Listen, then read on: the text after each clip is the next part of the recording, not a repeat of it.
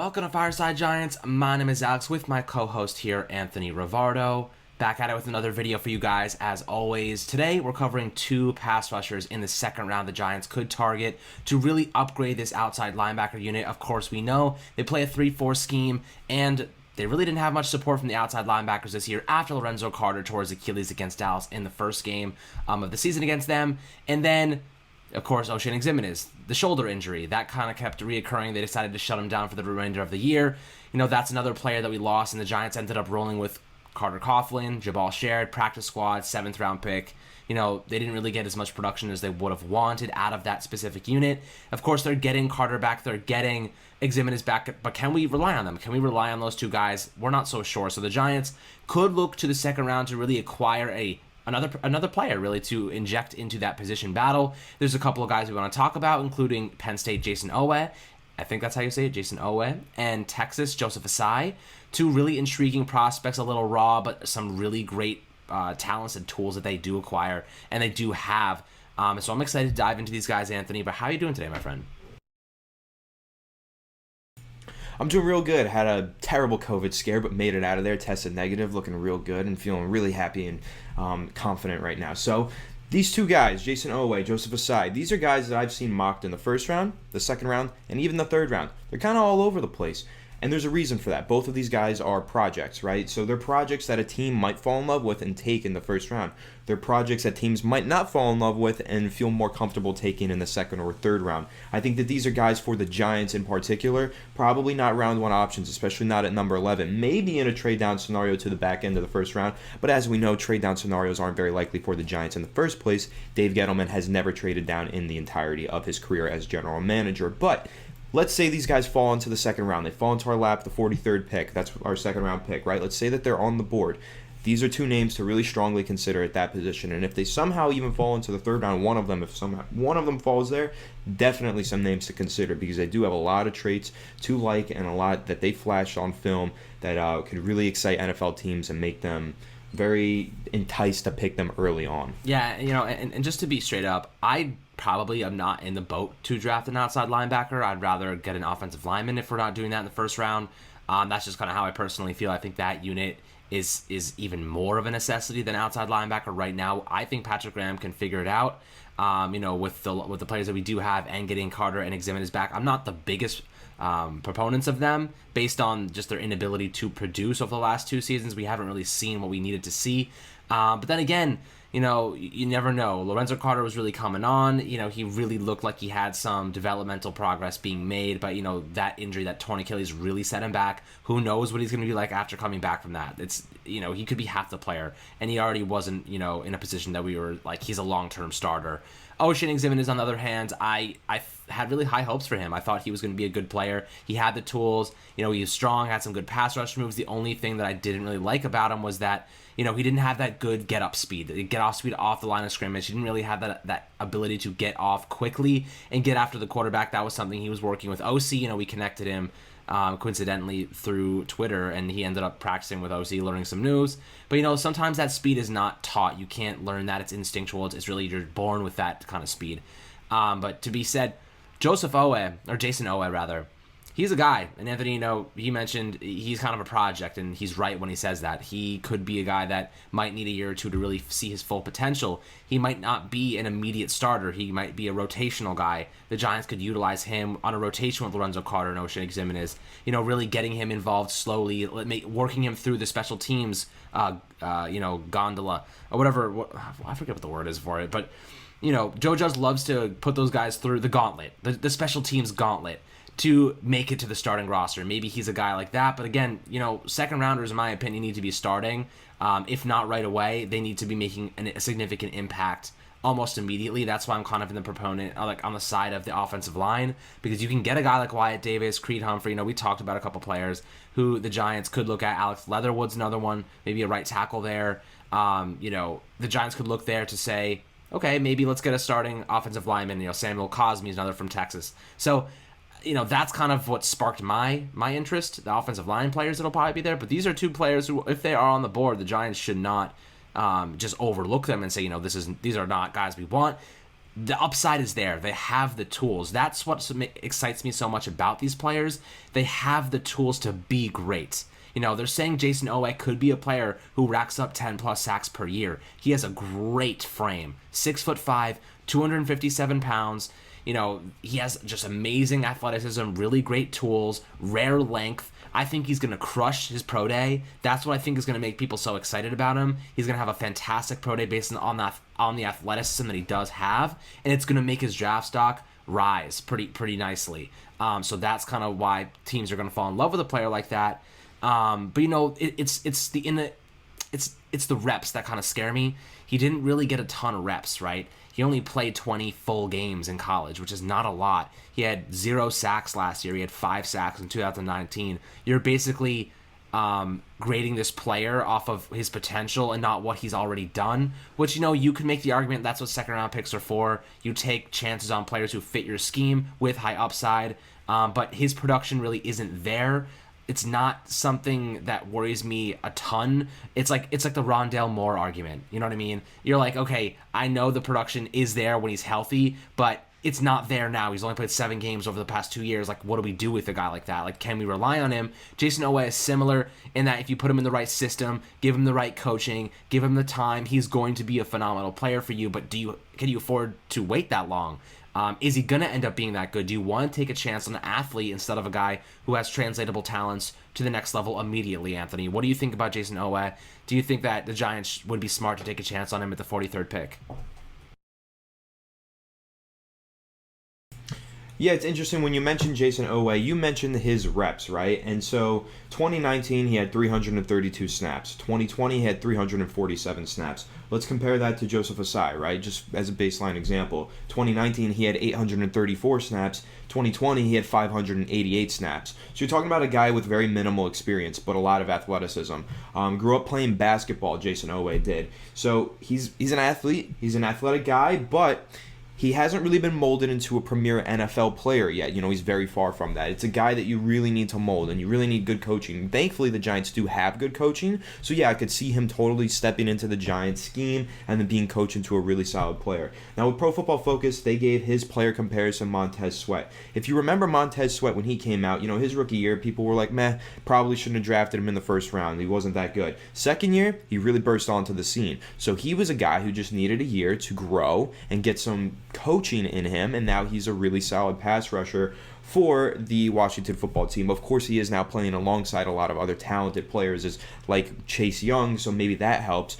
Maybe he wouldn't be as good if it was just him as the sole pass rusher, but the Giants do have a nice rotation of guys off the edge, right? They have O'Shane Ximines, they have Lorenzo Carter, they have other rotational guys as well, like Carter Coughlin and Cam Brown. So maybe Jason Oweh would be able to step in there, take some time, learn, get molded into a solid pass rusher, and become that 10-sack guy that some believe he really can be. So I definitely see a high ceiling with him, but I also see a very low floor. He's a guy who doesn't really know how to play the position at an NFL level. But, if you can teach him, all of the athletic traits are there. I see some good reps where he's got some violent moves. He's got a lot of burst off the edge, and he really likes to run people down and make an impact in the running game, which I think is a very good trait, very translatable trait. If the player is putting in a lot of effort in the running game and chasing people down from behind the line of scrimmage, there's a play that I saw where there was a jet sweep that someone took around the edge.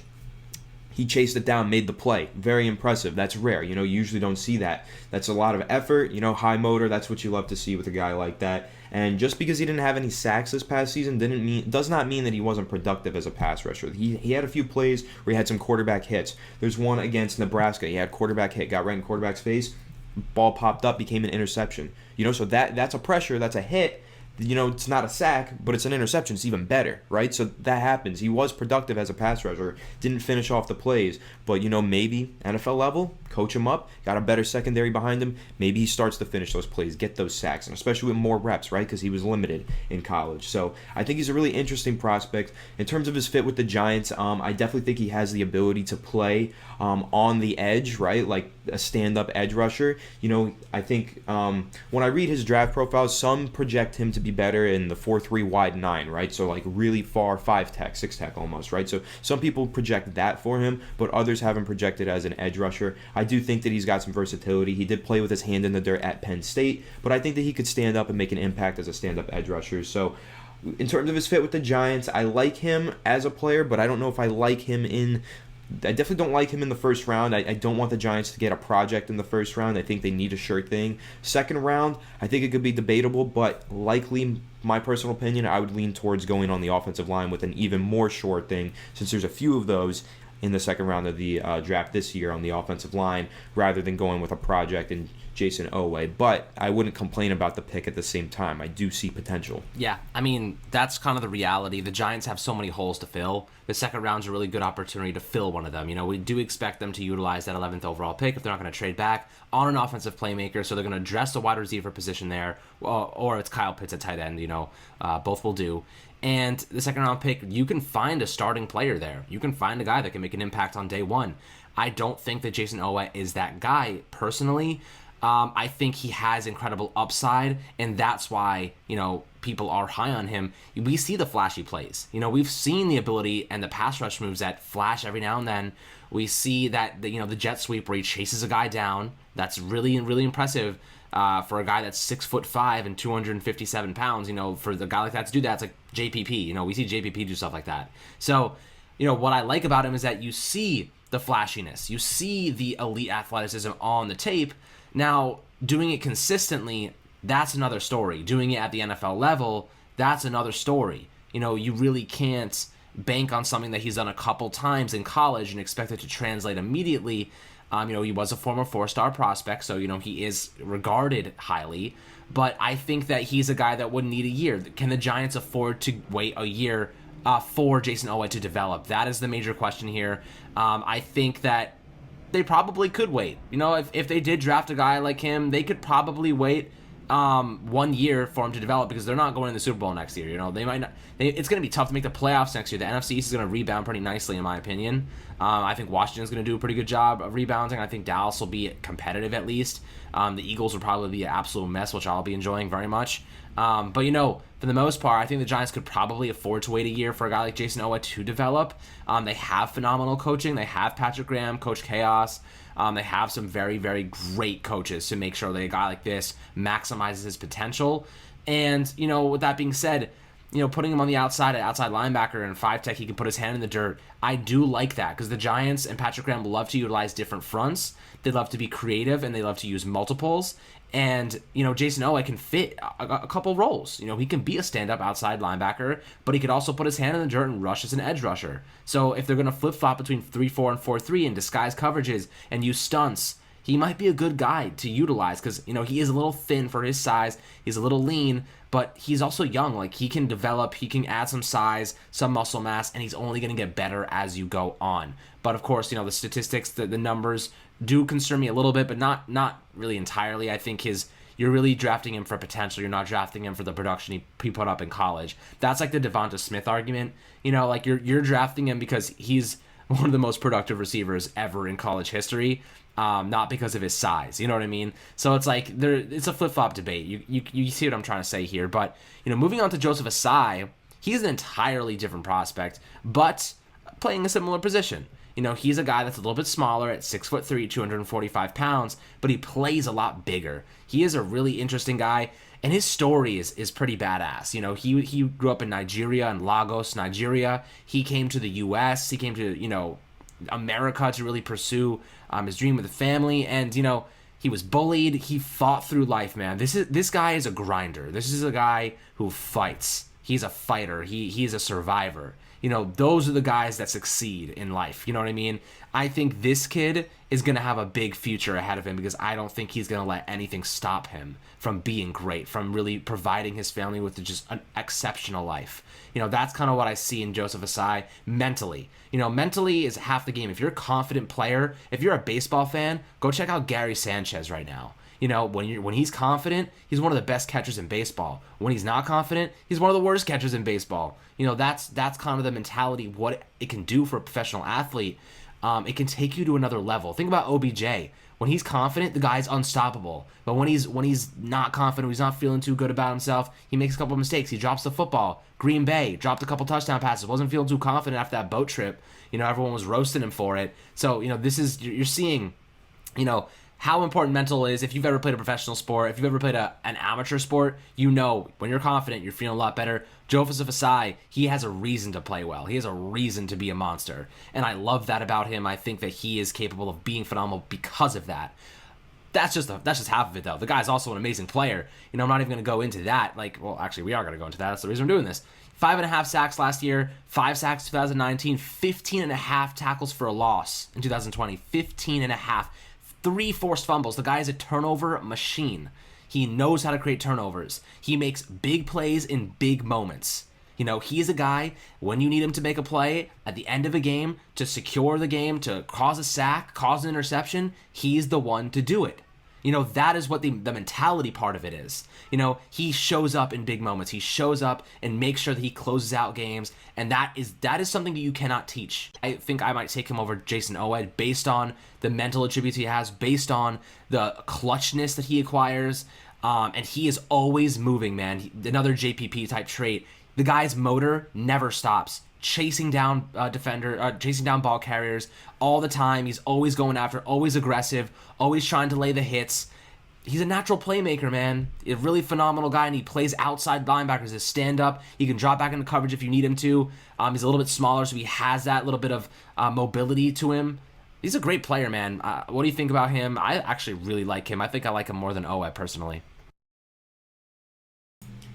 I like Joseph Ossai, and it's interesting, right? Because when you go look at Pro Football Focus's draft guide, they have him as a third-round projection, and they have Jason Oweh as a first-round projection, which is really interesting because, Jason Oweh has that athleticism and that high ceiling, but also low floor, but Joseph Ossai is one of those players that actually has like a solid repertoire of pass rushing moves and hand skills entering the league. I've seen some plays. If you go watch the film against TCU, he's got a few reps where he's just dominating an offensive tackle, but he's doing it with his hands, not with his speed and athleticism. It's more of a technical thing, which I like. Now, of course, that's hard to translate sometimes. It's like it gives him a solid baseline, but that speed, if you can build on that like Jason Oweh has, that's what gives him the higher ceiling, right? But I would like to say that Joseph Ossai maybe has a higher floor. Now, PFF also credited him with 7 sacks instead of the 5.5 that he was credited over at Pro Football Reference, which is kind of interesting.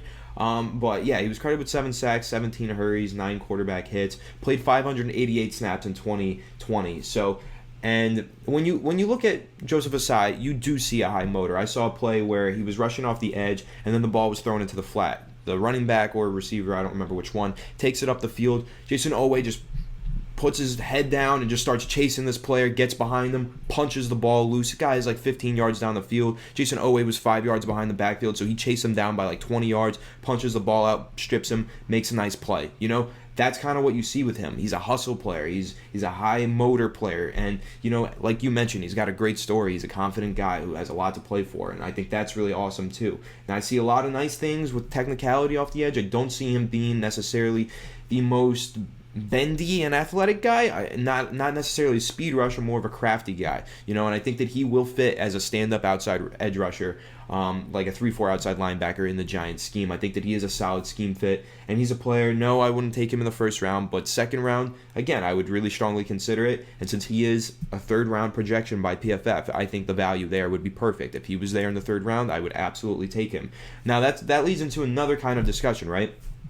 The Giants have tried this strategy before, where they've tried to get these third-round edge prospects to pan out and become good players and be starting quality edge rushers. Now, it hasn't really worked out for them. They did it with Lorenzo Carter coming out of Georgia, got him in the third round. Let's compare him to Jason Oweh, right? He was that speedy guy that we needed to rein in and get the technicalities to, right? Give him some solid technique.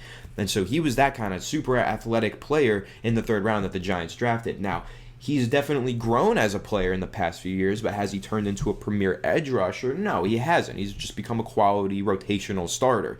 And then out of Old Dominion, Oshane Ximines, the following year, they drafted him in the third round. Now, again, he was a guy who had good athleticism, but probably was better technically, and that's why he got drafted in the third round. So the Giants have kind of drafted Joseph Ossai and Jason Oweh before, right? They kind of have already done this.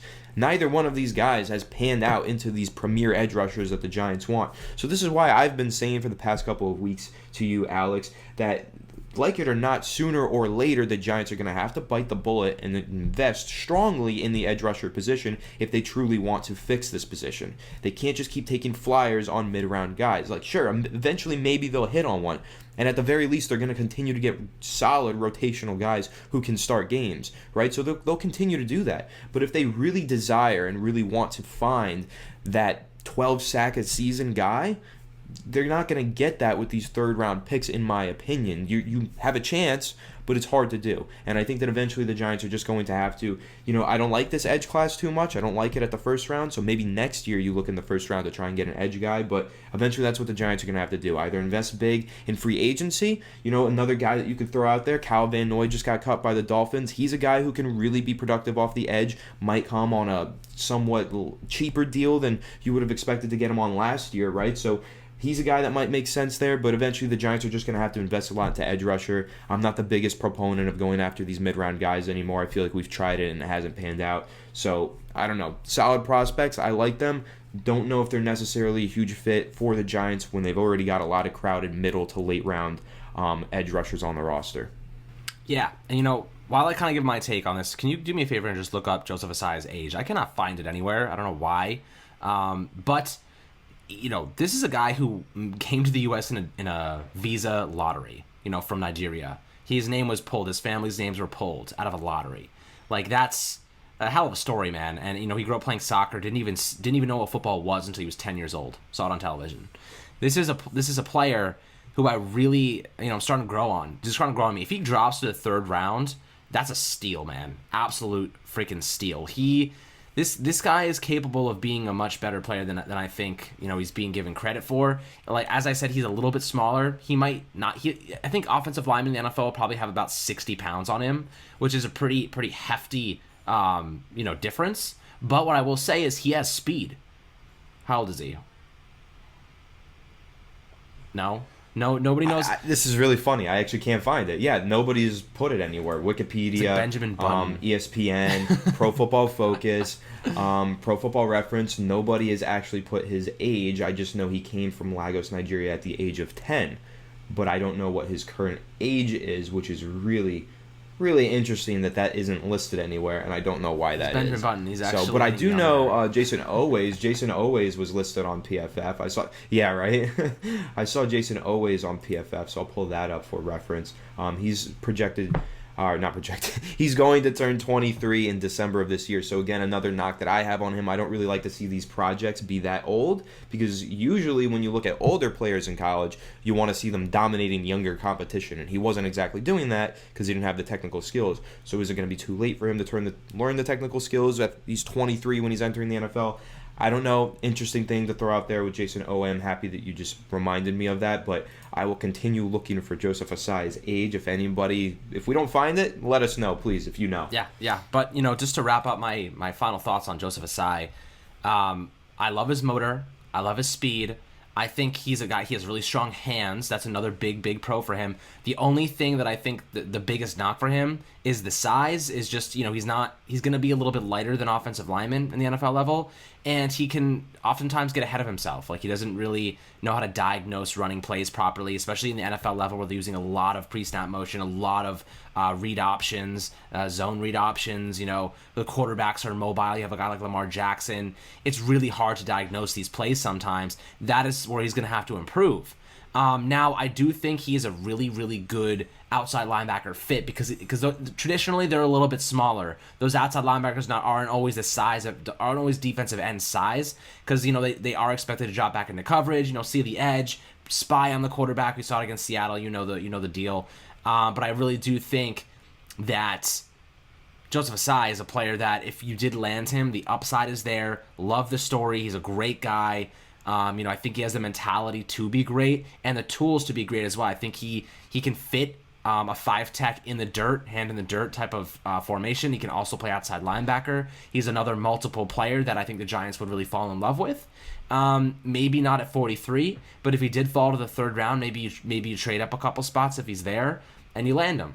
So interesting player there. I think, I would take a chance on him, maybe not at 43, but a little bit after that. It may be if the Giants traded back and got another third-round pick, package those together to get Joseph Ossai. That might be a thing that might be intriguing to me. There are ways. You never know how the draft is going to pan out. But those are my final comments on Joseph Ossai, Anthony. Anything else to wrap up? You haven't found his age yet? I searched on Twitter, Joseph Ossai age. We're not the only ones that can't find it. There are multiple people saying, what is Joseph Ossai's age? I cannot find it anywhere. So that's just really interesting and kind of weird. So keep an eye on that, Didn't this happen once before? I think this happened with an NBA player, right? I think he also came from a different country and he entered the NBA and no one knew his age, and then he was like secretly 26 and then he was telling people he was like 20. So keep an eye on that. I don't know. That's kind of interesting. That did happen in the NBA. I don't remember who it was. If you remember, remind me who that was, because I know for a fact that happened like a few years ago. So that's really interesting that we can't find his age, but I'll give him the benefit of the doubt and just assume that he's like 21, 22, right? Because that would be normal. So I'll just assume that, but I don't know. It's interesting that you can't find his name anymore. We're not the only ones, but if someone who's listening to this or is watching this knows, let us know, all right? Maybe even we'll try to reach out to Joseph Ossai, interview him, and then we'll ask him ourselves. That would be cool. So we'll try and do that. But at this point, Joseph Ossai, I like him as a prospect. I kind of gave my take on it in terms of drafting an edge rusher in the middle rounds. I'm not too crazy about that, but if the value's there, I'm not going to complain. I like these guys, both of them as prospects.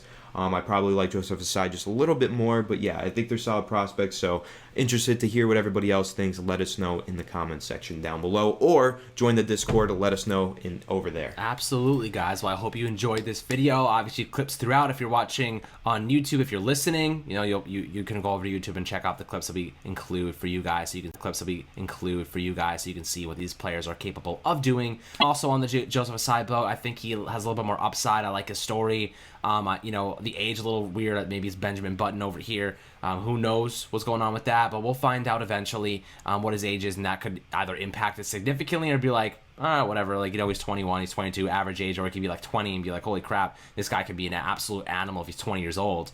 That's like the Kyle Pitts argument. The guy's 20 years old and he's doing what he's doing. It's unbelievable. So, as always, guys, thank you so much for tuning into Fireside Giants, listening to us ramble on about Joseph Ossai and Jason Oweh. Make sure to hit the subscribe button below and put the notifications on if you're listening on Apple or Spotify. Much love as always, and we'll catch you guys on the next video.